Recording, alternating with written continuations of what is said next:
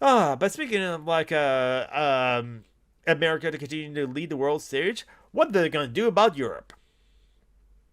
During President Biden's first term, no region of the world has better illustrated the importance of our alliances than Europe.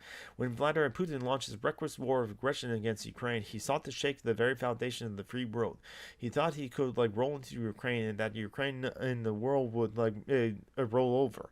Well, he saw what the USA did to Iraq and thought he could do the same. No, seriously, I think he expressly said that. He was wrong. He happened to be wrong. Instead, he met the determination of the Ukraine people. No, that's true. The Ukraine people did kind of step up. He also enhanced and resolve of NATO, the greatest military alliance in the history of the world. I think NATO is just imperialism. You ask me. Led by the United States. Again, so NATO's a United States project. The United States wanted to again spread the leadership of America around the world, and so NATO's part of that. It's just imperialism. American worldwide leadership. That sounds like just imperialism. Isn't that just imperialism, people? Again, America's an empire, clearly, because they want to lead the world. Continue on. Under President Biden's leadership, the United States has been steadfast in standing alongside our European allies and defending principles of sovereignty. Deter further Russian aggression and protect our shared values, and make critical investments to ensure security of the United States and our transatlantic allies in the years to come. President Biden has pursued three core objectives in Ukraine: help Ukraine defend its sovereignty, maintain unity in our transatlantic allies, these alliances, prevent escalations and direct conflict with Russia. On all three fronts, the United States have succeeded. Under President Biden's leadership, America has provided Ukraine with weapons as well as the diplomatic and economic support needed to defend its sovereignty against Russian aggression. I want to clarify something as well too, because it's very absolutely true that we provide Ukraine a lot of weapons. And the thing of with the weapons that we provided Ukraine, a lot of it was just old weapons that was just sitting around not doing anything. So it wasn't it cost us anything. We just had a huge stockpile of military grade weapons that weren't doing anything, and these were old ones that we decided to give to Ukraine and to aid them in their fight against being invaded by Russia. And there's a thing going around on the right wing circles that Ukraine needs to be audited for the money that we gave Ukraine. We haven't gave any money to Ukraine. We're not giving money to Ukraine. We're getting weapons.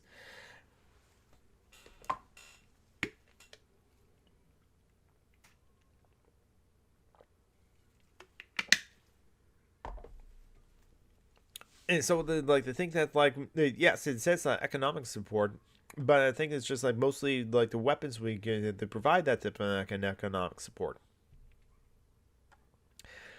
So it's not even though it says economic support, we're not giving them money because we haven't been done that. Continue on. That work has created good paying American jobs as well as build arsenals to defend our selves at home and help protect the democracy abroad. I mean, it's not like we started up a bunch of factories and other things too in the wake of the invasion, Russia's invasion of Ukraine. No, we already had that for generations already because of the industrial, congressional, military complex, which is something that Eisenhower warned in his last speech before he left the Oval Office. But speaking of which, I mentioned earlier about PR and something like that, that's why we don't have a war industry. It's called the defense industry. That was the most creative spin for that industry as well too. But also it's not the War Department; it is the State Department, which essentially is the War Department. Or the Defense Department, which is also the War Department, because what are we defending? Obviously defending against war. And the fact that there is a defense industry or a war industry ensures that there's never going to be peace, because non-peace or war is profitable to the defense industry. So that's why, and that's part of why, like, American want to spread the leadership around the world. Freedom is the only way yet. Speaking of, yeah, I brought up my younger brother as well too, as how he's a Trump supporter. Yeah, he said his politics in 3 words is America, fuck yeah. Lines are from the song from like Team America World Police. He unironically says that that's his politics. So he does want like American first strategy around the world. He just like disagrees with like Biden and many other things, as well as the Democrats with many other things economically and such, as well as like social issues and culture wars issues. And so he probably will disagree on like how Biden's going to go about like the American first strategy, just like the Democrats disagree with like how Trump does the American first strategy. I continue on. Alongside our allies, the United States has rallied a coalition of approximately 50 nations to provide a much-needed security assistance to Ukraine and coordinated unprecedented international actions to impose those sanctions on Russia and hold Putin accountable on the world stage. The Biden-Harris administration has also helped protect Ukrainian civilians, populations, and energy infrastructure from unprovoked Russian attacks, and will work to resume trade to Ukraine agriculture produce to support global food security.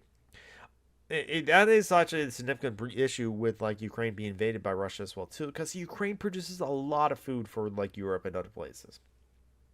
But anyway, under President Biden's leadership, NATO's like is stronger and more united than like ever, and has like bolstered its ranks by like adding 2 highly capable allies, Sweden and Finland. NATO countries are meeting their like financial commitment as well, with 23 like NATO countries on track to like meet a spending target of like 2% of like GDP on defense in like 2024, up to like 9 countries in 2020. President Biden has also made clear that that he's considered the 2% goal to be the floor, not a ceiling. He will continue to like press the allies to do even more bolstering the collective defenses. So the allies can like increase their GDP like expenditure on. Well, I have issues with the like a metric of GDP, but that's another topic altogether. But like, but uh, but just like it's fine for ally, but like the allies have really have to like increase their percentage of GDP on like on like defense so much, because like America spend like such a vast majority of like their budget on GDP on like defense is like 20%, and that's way more than on years compared to China at 12%. Last I knew of those figures. But I honestly don't think that like more spending in defense is ever needed. But continuing on. More broadly, the administration has deepened cooperation with Europe to confront a range of like challenges. President Biden has like worked with our European allies to manage the competition with like China and resolve disputes between like America and the European Union, and address long-standing conflicts between bubble cats and cats and persistent like trade issues across the continent. I don't know how they pronounce those like 2 countries, so I kind of butchered it. I apologize. Um, Continue on. The U.S. EU Trade and Technology Council has like established rules to the role of global economic and technology issues. Hold on. Speaking of technology issues, well too, they talk about privacy and like companies to look into data. I honestly, I forgot to bring this up too. I just remembered that. It's like I think they're terrible at that, because like look at the EU. The EU kind of like provide much stronger like laws to combat against that as well too, because it became meme to like several people that they got like an email from a company they forgot that they signed up for, or they have an account with as well too, that said we changed our terms and services. Those companies were forced to do so because of like the technology like legislation that the European Union passed. So I think like the United States of America is just fairly seriously lacking on a technology issue that they claim to bolster as well too, because they didn't really follow the model of like what the EU set up. And have to like look into the laws and the rules of the EU itself to see if it is like much more like consumer friendly in like in terms of like data and privacy. Well, I doubt the US is going to do that though. So long as it's like all about like profits, well too. So they say they would come down hard on like the tech industry too. I just doubt it. The Democrats, the tech industry is their like donor base. So yeah. Anyway, um, continue on. The United States and the United Kingdom AI safety institutes have like agreed on a common approach to developing artificial intelligence safety, and President Biden has like lead the development of the U.S. EU Energy Council to counter the effects of like Russia's invasion of Ukraine. You mean like destroying like a pipeline to like Russia? No, that's just like to just damage like Russia as well too. I honestly think the U.S. and like our allies were involved in that. Continue on. President Biden has also been like willing to like lead where our other presidents have not. Become the first president to recognize the Armenian genocide. It took you fucking long enough. Almost 100 years. Almost 100 years before we recognized the Armenian genocide.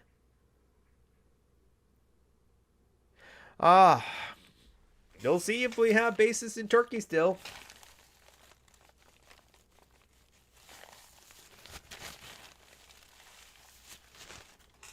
Because I'm sure, I think it's Erdogan that's like the leader in Turkey. I'm sure he doesn't like that. But it took so long to finally now to recognize the Armenian genocide. This is how easy it also is to forget the genocide as well too. This is why Hitler thought he could get away with the genocide he was doing. Went to use the bathroom when I missed. I don't know. Not a lot happened.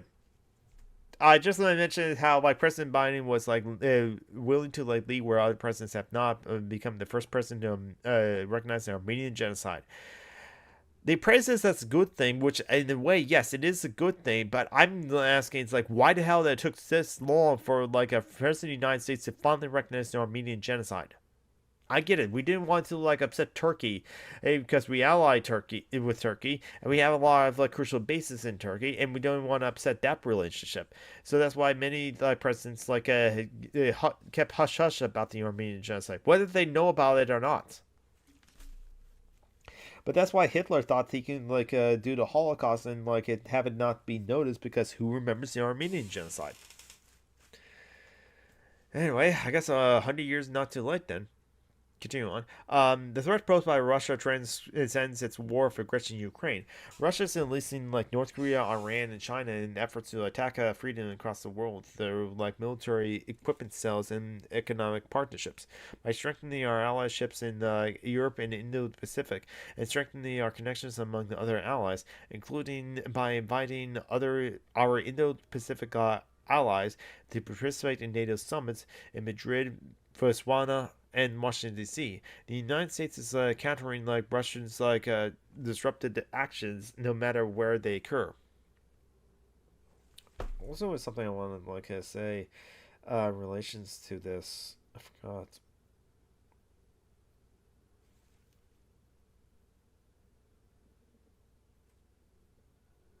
forgot. It'll probably come to me a bit later.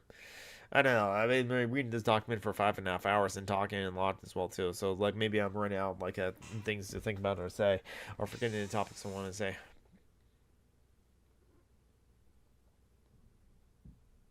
So anyway, yeah, continue on. When President Biden has like a strengthened and reassured our allies a priority, Trump has repeatedly threatened to withdraw America from the world's most powerful like, military alliance, and has invited Vladimir Putin to do whatever the hell he wants to any NATO country. While President Biden has also like stood by like Ukraine, Trump attempted to help his like political prospects by extorting President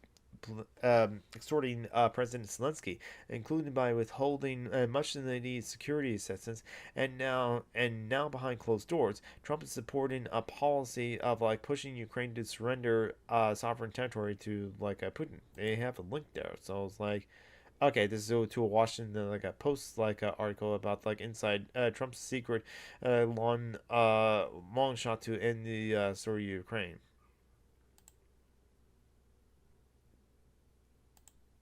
Okay, thank you. Yeah, so I didn't realize that yeah, I didn't realize it like later earlier in the stream that like some of these like that like this document also have like links embedded into it. So yeah. Oh yeah, that was like one I was wanting to talk about.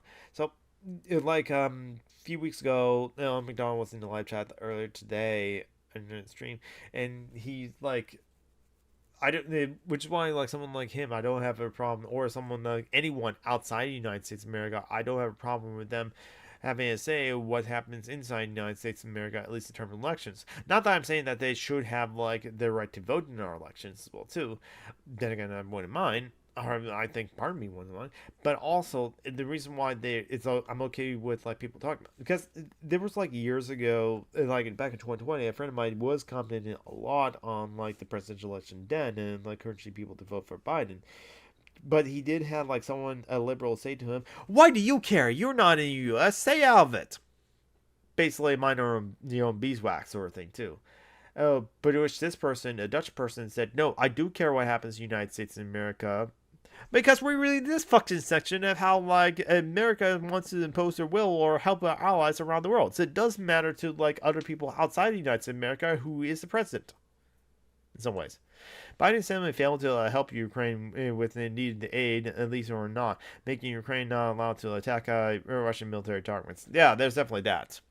I think they're kind of like afraid to be complicit in like war crimes or anything like that, or something like that, or just the fight of like yeah, not that like they weren't over like showing favors anyway to begin with as well too. They were like strongly supportive like ally to like Ukraine as well too.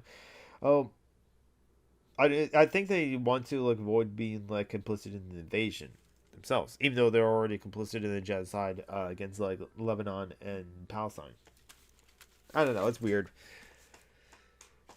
Uh, so continue on. President Biden will like never turn his back on his allies. In his second, he's not going to get a second term, but anyway.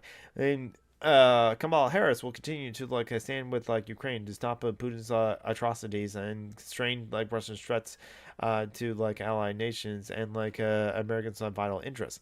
In addition to continuing to strengthen NATO, he will help Ukraine recover economically and support ongoing efforts to strengthen Ukraine's like democracy and deepen its political and economic relationships with Russia and the transatlantic institutions. President Biden will continue to work closely with EU on emerging political like and economic challenges with work with our like European and Indo-Pacific allies to disrupt Russia emerging a military and economic alliances with Iran and North Korea. North Korea. So weird that like Biden loves like Kim Jong Un. For American politicians, it's mostly due to them not wanting to like escalate the war, and because like Putin's and believe Putin's nuclear threats, and when those have been proven false with the Ukrainian invasion occurs. Well, that's a point. Honestly, that's right because like Ukraine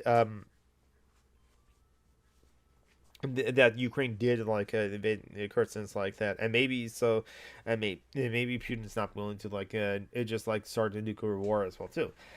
Um,